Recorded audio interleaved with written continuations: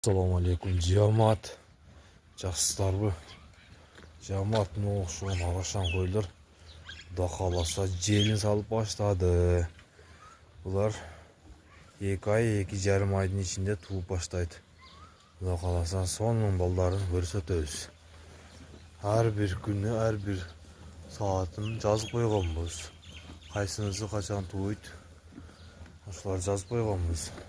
Эми bu Allah Taala'nın nemesi менен. Yok biz ошо күнү пайлап ошо күнү корого отдельный коебуз ар бир койду. Карасаңдар. Себеби биз качкан күнүн жазганбыз. Bunun али 5 gün, 5 saat, 5 minut деген жерлер бар да.